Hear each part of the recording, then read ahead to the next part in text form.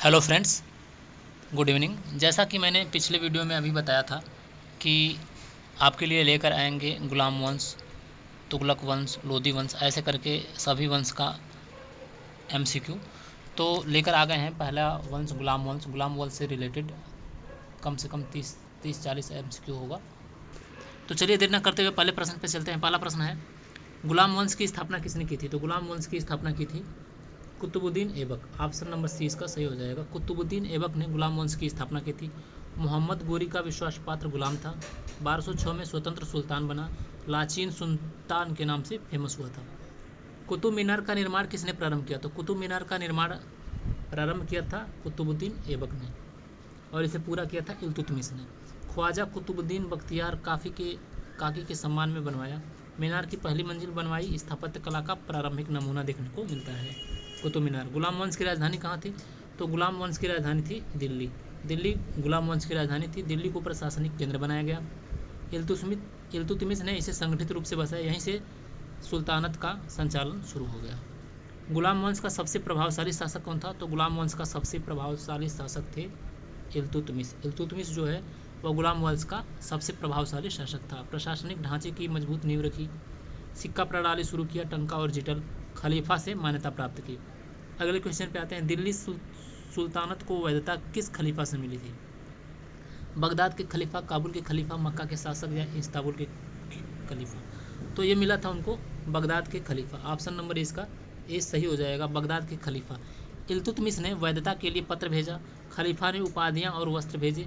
इससे सुल्तानत को धार्मिक समर्थन मिला।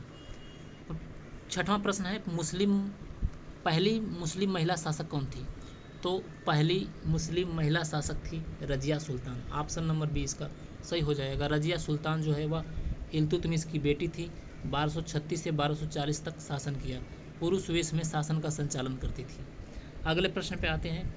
इल्तुतमिश ने किसे अपना उत्तराधिकारी घोषित किया था?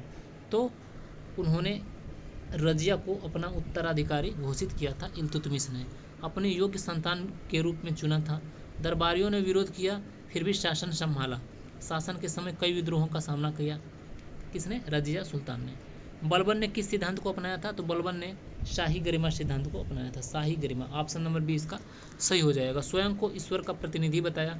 सुल्तान की छवि को दिव्य और पवित्र बनाया। सुल्तान को छूना व देखना तक वर्जित था बलबन के शासनकाल में। बलबन ने किस विद्रोही क्षेत्र को शांत किया था?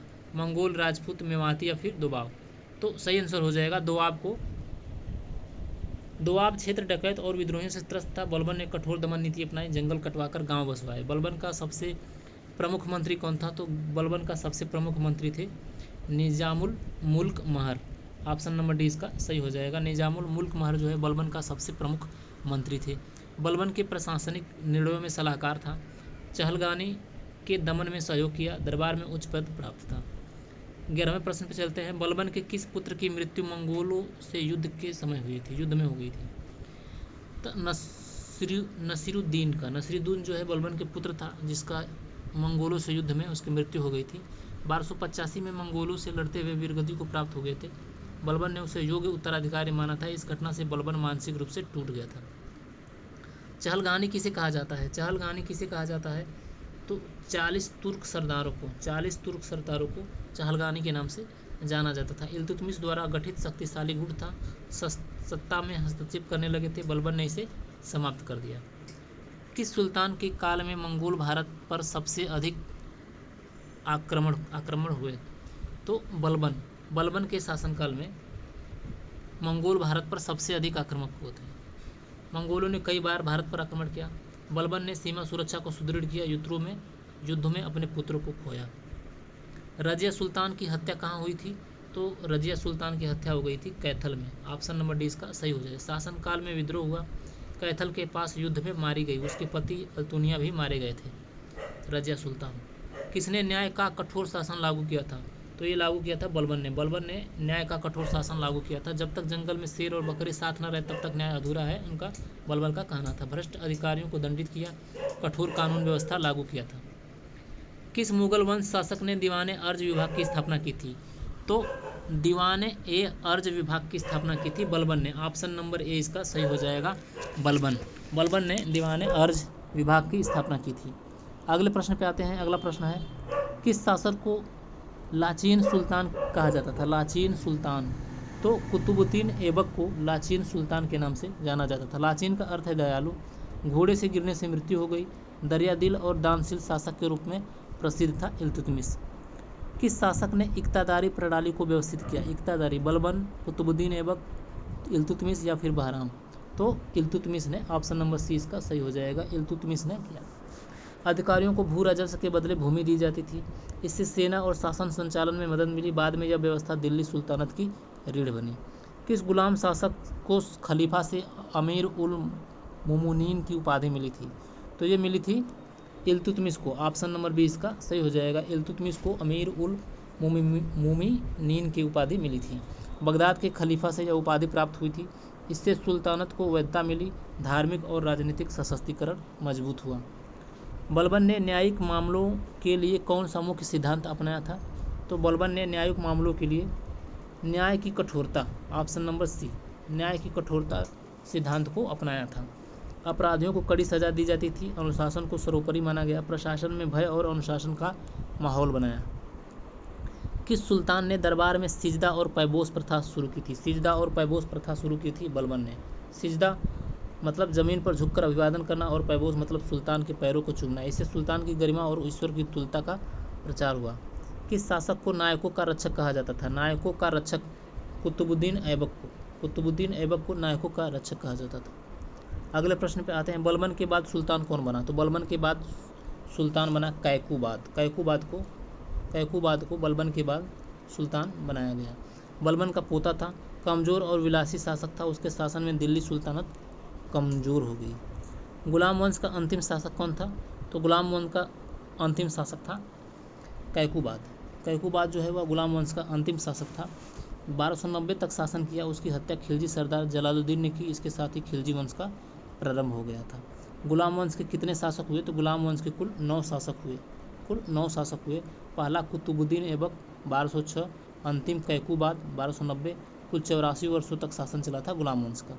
अगले प्रश्न पे आते हैं। किस गुलाम शासक के दरबार में मिनहाज उस सिराज था? मिनहाज उस सिराज, तो यह रजिया के शासनकाल में था। मशहूर इतिहासकार था। तबकात ए नासिरी की रचना की थी। रजिया के शासन का प्रत्यक्ष गवाह था। मिनहाज उस सिराज के नाम से फेमस था। अगले प्रश्न पे आते हैं। किस शासक को शमसुद्दीन की उपाधि मिली थी? शमसुद्दीन की उपाधि मिली थी इल्तुतमिश को। ऑप्शन नंबर सी इसका सही हो जाएगा, इल्तुतमिश को शमसुद्दीन की उपाधि मिली थी। इसका अर्थ है धूप का धर्मपालक। उपाधियां खलीफा द्वारा प्रदान की गई। इससे उसकी धार्मिक प्रतिष्ठा में वृद्धि हुई। इल्तुतमिश ने अपने शासन में किस महत्वपूर्ण संगठन का निर्माण किया? तो अपने शासनकाल में इल्तुतमिश ने चहलगानी संगठन का निर्माण किया था। 40 तुर्क सरदारों का गुट था। शासन में सलाह देता था। बाद में यह शक्ति का केंद्र बन गया था। किस गुलाम वंश शासक ने सबसे पहले सिक्के चलाए थे? तो सबसे पहले इल्तुतमिश ने सिक्के चलाने प्रारंभ किए थे। टंका, चांदी और जीटल तांबे के सिक्के चलाए। दिल्ली सल्तनत की आर्थिक नींव रखी। इससे व्यापार और राजस्व मजबूत हुआ। तीसरा क्वेश्चन है। किस महिला शासक को सरदारों ने स्वीकार नहीं किया था? तो रजिया सुल्तान को सरदारों ने स्वीकार नहीं किया था। यह इल्तुतमिश की पुत्री थी। चहलगानी ने षड्यंत्र किया। अंततः उसका पतन हो गया। बलबन की नीति किस प्रकार की थी? तो बलबन की नीति थी कठोर और अनुशासनात्मक। ऑप्शन नंबर बी इसका सही हो जाएगा। अगले प्रश्न पे आते हैं। अगला है, किसने दिल्ली के आसपास के जंगल कटवाकर गांव बसाए? तो बलबन ने दिल्ली के आसपास के जंगल को कटवाकर गांव बसा दिए। दोआब क्षेत्र में डकैत सक्रिय थे। सुरक्षा के लिए गांव बसाए। इससे कृषि और राजस्व दोनों में वृद्धि हो गई। 33वां क्वेश्चन है। गुलाम वंश का संस्थापक किस मूल का था? तो गुलाम वंश का संस्थापक जो है वह तुर्क थे। कुतुबुद्दीन तुर्क मूल का था। गुलामी से उठकर सुल्तान बना। तुर्की सैनिक संस्कृति लाया। अगले प्रश्न पे आते हैं। रजिया के पतन का मुख्य कारण क्या था? रजिया के पतन का मुख्य कारण था चहलगानी का विरोध। रजिया के स्वतंत्र निर्णय चहलगानी को अस्वीकार थे। उन्होंने विद्रोह और षड्यंत्र रचे। अंततः उसे गद्दी से हटा दिया गया। बलबन ने किस शब्द का उपयोग शाही गरिमा के लिए किया? तो शाही गरिमा के लिए बलबन ने जिल्ले इलाही शब्द का इस्तेमाल किया था। अगले प्रश्न पे आते हैं। गुलाम वंश का काल कब से कब तक चला? तो गुलाम वंश का काल 1206 से 1290 ईस्वी तक चला था। 84 साल चला था। अतः अंत में जो है गुलाम वंश का अंतिम शासक था कैकुबाद 1920।